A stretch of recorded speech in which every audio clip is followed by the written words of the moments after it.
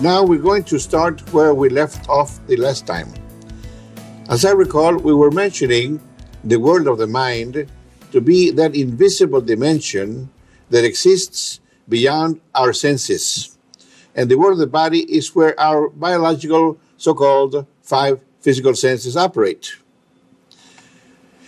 To distinguish between one and the other, we mentioned also that the world of the mind is a spirit world, meaning spirit because it's non-physical, spiritual, invisible, intangible, immaterial, on and on. And when we mention the world of the mind, we're talking about that dimension that others call the kingdom of heaven, or heavenly kingdom, the kingdom of God, the Holy Ghost dimension, and many other theological terms are given to that dimension. We also mentioned that the religious or religion, we always function mentally with it, meaning we operate in a religious manner with our minds, not with our bodies. Our bodies have nothing to do with religious concepts. It's how we think, what we believe in, so-called faith and so forth. It's all the function of mind. And we also mentioned that the faculties of mind that we need to develop and make use of to be more spiritual or to be able to function more within the spiritual dimension are such as desire, because it cannot be measured physically, objectively. How strong is your desire? Your belief, how strong is your belief? How strong is your hope? Or how strong do you love something? Those faculties belong to the world of the mind. These are the faculties that function in the invisible dimension in the spiritual world, so to speak. Now, we're going to want to know more about how we can venture and function better in the spirit world or the invisible world, the world of the mind. Sometimes we call it the spiritual dimension. Sometimes we call it the subjective dimension. Subjective is more used in science than spiritual. Spiritual is more used in religious concepts. But regardless where we mention spiritual or subjective, we mean the same thing. So now, in order for you to start venturing more into these dimensions and make use of more of your mind, meaning make use of more of your brain, your mind needs to function in other dimensions of brain activity. We also mentioned that we can tell where your mind is functioning. You see, mind is an invisible, intangible something. And so is human intelligence. We talk about human intelligence to distinguish it from biological or animal intelligence. There's only two levels of intelligence. Animal intelligence, sometimes is called biological, and human intelligence. So when we're talking about human intelligence, we're talking about something that functions in the invisible, intangible world. The mind, human intelligence. We also mentioned that the mind was a faculty of human intelligence to become attuned to the brain. Well, what do we mean by faculty? It's something like the faculty of focusing of the eye to see near and far. It's like the faculty of attunement of the ear to hear near and far, and so on. So mind is a focusing, has a focusing faculty that serves the human intelligence. In other words, the entity that resides in the spiritual world, is, we call it human intelligence. Some people call it solar spirit. We call it human intelligence. Some people say, that we have a God, and we talk about, last time we mentioned about God too. Where is God? What is God? And so on. Well, we need to have a different concept as to what we mean by God. God, for us, means our own consciousness, is a godly consciousness, is an intelligence attuned or connected to a hierarchy of intelligences of the universe. You see, because if we say God here and God there, and you have heard many preachers on Sundays, on television, that God told me and talked to me, and so forth and so on. Does this mean that the God of the universe you're talking to? Because does this mean that the God of the universe is not attending the rest of the universe just to be here on planet Earth? Planet Earth is a very small planet. And planet Earth is one of 250 million in a very small galaxy. Our galaxy, the Milky Way, is thought to be one of the little ones, the baby ones. It's one of the smallest ones. And there's millions of other galaxies bigger than ours, giant galaxies. When we talk about God, does this mean that these people have God attached to planet Earth and there's not attending to the rest of the universe? It doesn't make that kind of sense, you know. It's a different kind of God that they're talking to, I guess, because the God of the universe has to take care of the whole universe, not just the planet Earth. Regardless, what I believe, as my personal concept, that our God, sometimes we call it our Lord and so on, is our own consciousness, something that's in the spiritual world. Our consciousness is that intelligence connected to a hierarchy of intelligences that reigns the whole universe at some level. We're not the highest, but we're somewhere there because we have human intelligence, so to speak. So whenever your God tells you not to do something, meaning your consciousness, don't do it, because then you're going to develop a guilt complex. And your guilt complex, remember, is what hurts your immune system. And that's what keeps you weak and sick, because your immune system, if it's strong, it will keep you healthy and strong. So you don't want to hurt your immune system by developing a guilt complex when you do not obey your consciousness, your God within you. So let's leave it at that for now. But we want to know how to function better or more into this spiritual world or spiritual world, whereby we can then function with our close to our God within and do what we're supposed to do. That's correct. You see, we were sent to planet Earth to do work. We were not sent on a vacation, remember? Even though we spend our time as though we are on a constant coffee break. It's not true. Every second of time, we need to be working for the creator of the universe, helping the creator with creation, solving problems of creation. That's what we should be doing, not spending or spinning our wheels on nothing. So let's get more involved into how we can use more of what our God, so to speak, God, the creator of our bodies, who gave us two brain hemispheres to use. Now we know that about 90% of humans are only using the left brain hemisphere. That has to do with physics only. Well, now let's start using our right one. That has to do with the spirit world. There's more invisible in the universe than what's visible to our physical senses. So now, to get you started on how to use more of your brain, which allows your mind to reign in more brain dimensions, we need to first find another brain activity consciously done, and then learn to function from that newfound brain activity. So this is what our field of work is. And this is why we have been so successful around the world. As you may know, we are now in 72 nations. Over 7 million people have taken our training. We're teaching in 16 languages. Thousands of people are being processed per month now. And people want more and more and more. And why are people, our students, saying, thank you for changing my life for the better? Because they're using two dimensions of thinking now. Not only the physical, but also the spiritual or the mental, more than they did before. And how do you get started on using more of the mental? First of all, we need to know that your brain functions like your heart does. But your heart beats so many times per minute, your brain beats or functions, vibrates so many times per second. So you have an active vibrating brain.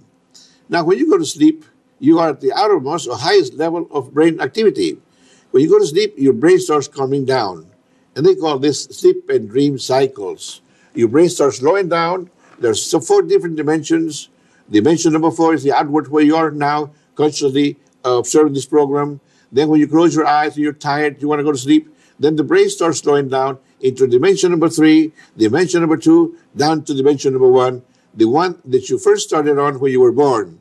And then from there on, you stay for about an hour there. Then you start coming up through dimension number 2, 3, and then 4 again. You're about to awaken in bed. Maybe you pass saliva, you cough, maybe you turn around or scratch yourself, and then go into another cycle, another sleep and dream cycle, back again from dimension number 4 into 3, 2, and 1 again. You cycle in and out. It takes about an hour and a half, 90 minutes per complete cycle, going and coming back up again. Every time you come back up again, you have a tendency to awaken. But then again, you may awaken, or you may just pass saliva or cough or turn around your bed and do it all over again. How many cycles do you do per night? Depends how many hours you sleep at night. But regardless, when we talk about four dimensions, dimension number four, scientists call it the beta dimension. Dimension number three is called the alpha dimension. Dimension number two is called the theta dimension. And dimension number one is called the delta dimension. These are brain activity type of dimensions where brain functions at different brain vibrations. The lowest or smallest or slowest vibration is the delta. Next to that, a little higher, is the theta. Next to that is the alpha, and then up again into beta. Well, we have in colors in our chart that we see here. We have a chart in my background here. This chart indicates the different colors. Beta is the fourth dimension, and alpha, green, is the third dimension. The theta in the red is the second dimension, and delta in the black is dimension number one. So right now you're in the blue. You're in the fourth dimension right now. By dimension we mean because there are four different dividing or divisions of brain activity. Scientists have labeled them, and we have put colors on them so you can see better on television. So now, right now you are on the beta dimension, the fourth dimension, the blue dimension. Now, when you go to sleep, when do you go to sleep? You have learned to do two things in your life, either to stay awake or go to sleep. In regards to your brain activity, mind-brain activity, this is all nature has taught you to go to sleep or to stay awake. We want to learn something else. We want to learn to stop somewhere along this going back and forth trips, you see. We want to stop along the way where we can still be conscious, like, for instance, in the third dimension, in the alpha or the green. We want to learn to stop there and function from there consciously, like we're doing now in the blue or beta dimension, the fourth dimension. We want to have two dimensions to operate on, not just one. Remember when, like in radio, way back, we had what they were calling AM, amplitude modulation. Then came FM, frequency modulation. Well, here is something like that. It's a new dimension to think on. Here in radio, it was a new dimension to hear on. Well, here we're going to have another dimension to operate on. We're looking for that dimension, and we call it the alpha dimension. For those who have no ability to function within the green dimension, the alpha dimension, the third dimension, they call that dimension the subconscious, because it lies below the threshold of consciousness. You're not aware of what's happening there, It's another world, kind of. It's a spiritual world. It's purely mental world as compared to the physical, which means in the blue, in the fourth dimension where you are now, where I'm operating on right now, as I talk to you also. So the idea would be to start learning to stop on the way, because when you go to sleep, you go through the third dimension, the second, and the first. We want to learn to stop on the second. In order to do so, every time you go to sleep at night, how many cycles, sleep and dream cycles, do you go through? Depends, I mentioned, how many hours you sleep at night. But every time you do so, in the second cycle, you don't go as deep into the first dimension as you did the first time, the first cycle. Maybe you enter only to the second dimension in the red band. You don't go into the black one anymore. But at any rate, it still stay as long as an hour and a half on each trip. You keep on changing the time you stay on each dimension, but the full amount of time that it takes for a full round trip, going and coming, is still 90 minutes or an hour and a half. Well, in this case, every time you recycle, you have a tendency not to go as deep and to keep on getting up in the higher levels, stay at the higher frequencies, near the green and near the blue. At the final cycle, when you wake up, you're in the blue. You wake up, you open your eyes, you wake up, and that's it. But you see, you have already ventured into all these dimensions, and you have spent your time as required by nature in each one dimension, as whatever is required. You have already spent this time there, and now you are not asleep anymore. You're not sleepy anymore. You have rested your body. You're ready to go work again. You're fully awake and so forth and so on. But when you wake up the last time, you're pretty close to the green dimension. You kind of venture between the green and the blue dimension, meaning the third and the fourth dimension. There, in the morning, is the right time for you to start practicing to enter the green dimension and to learn to stay on it. Now, how do you do that? In the morning, when you wake up, if you could stay in bed for 15 minutes to do some mental exercises, this is how you're going to get started in your home instead of in our classes, you see. It's something like that. In our class, it's a little faster, but you can learn to do it yourself at home also. Let's say, for instance, that you woke up in the morning And in order for you to be sure you don't go back to sleep, I would suggest get an alarm clock and advance it 15 minutes. So if you go into sleep, don't wake up in time to go to work, the alarm clock will awaken you. But let's say you advance your alarm clock 15 minutes, and then you stay in your bed, close your eyes, and roll them upwards. Roll them upwards about 20 degrees in line with the face. You slightly upwards, your eyelids closed, and count from 100 to 1. Slowly, like maybe 1 per second, 100, 99, 98. You don't have to say it verbally, just mentally, until you get to 1. We want to do this for 10 mornings, okay? For 10 mornings, 100 to 1, 10 mornings. Then 10 more mornings after this, from 50 to 1. Then 10 more, 25 to 1.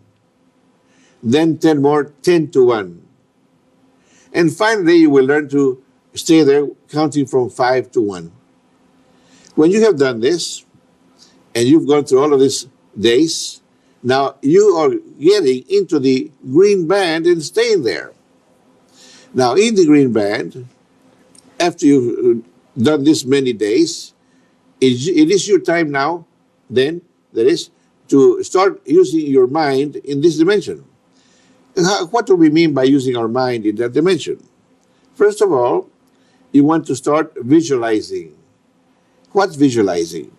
Remembering what you have seen and what you have made impressions on your brain, and going over those impressions on your brain of what things you have seen, and you to yourself describe them in full detail and color.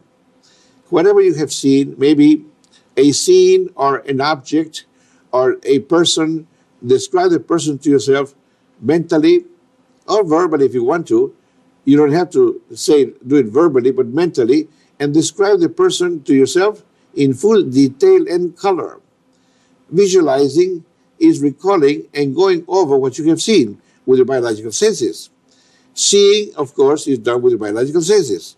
Visualizing is done with your mind.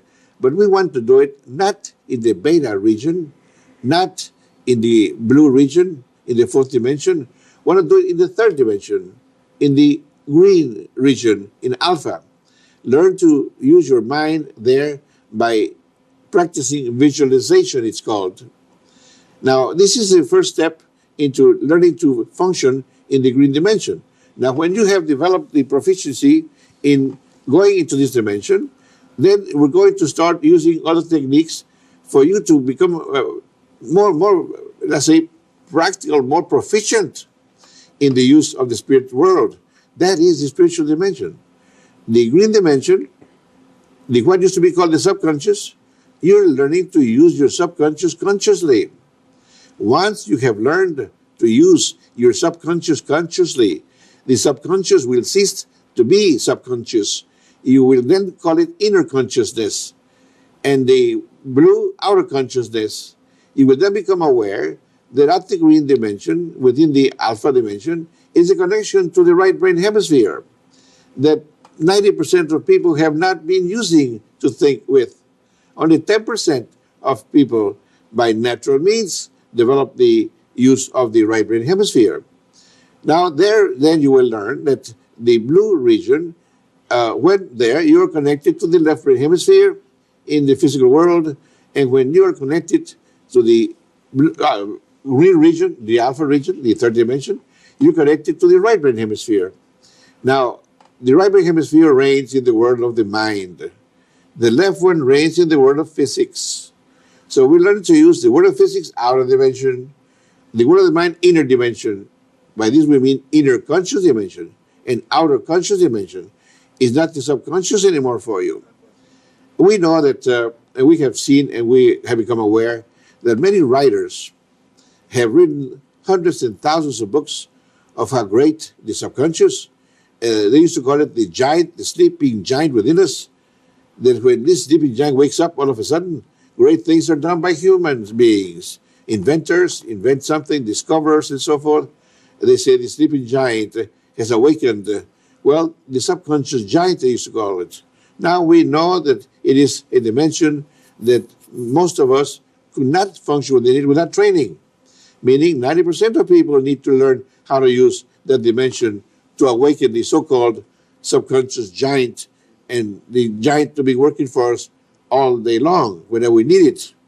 So this is the main thing now, that we want to be able to first learn to slow down our brain activity to another dimension of brain activity, and then move our awareness, our consciousness to that level, and then learn to function within it. Now, in learning to function within it is where we're going to now start in helping you through visualization is the first step. Once you become proficient in visualizing, then we need to become proficient in developing our faculty of imagination. When we do these two things, we become better with memory improves, and we also become properly developed or well-developed so-called clairvoyance. Who's a clairvoyant? What's a clairvoyant?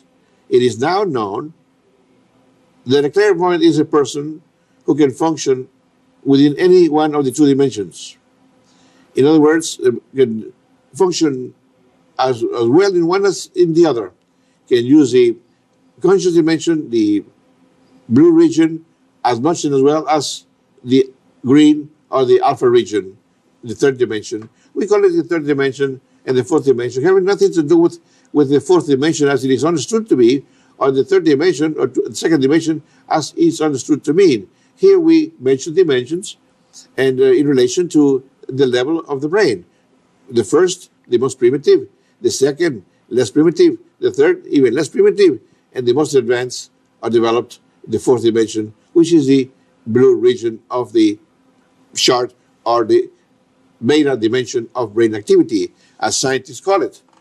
That has nothing to do with the fourth dimension that we understand it to mean that it's a different dimension, and the third dimension, three different qualities, not two dimensions flat, and so forth. Only for the positions in the brain, or the positions in relation to colors as we have them on our chart. We call them divisions instead of dimensions then. The first division, second division, third division, and fourth division. So not to confuse it with the fourth dimension as it's understood to mean. So the black and the red and the green and the blue. Now here we have been functioning. Humanity functions, everybody acts on the blue. And not everybody thinks on the blue.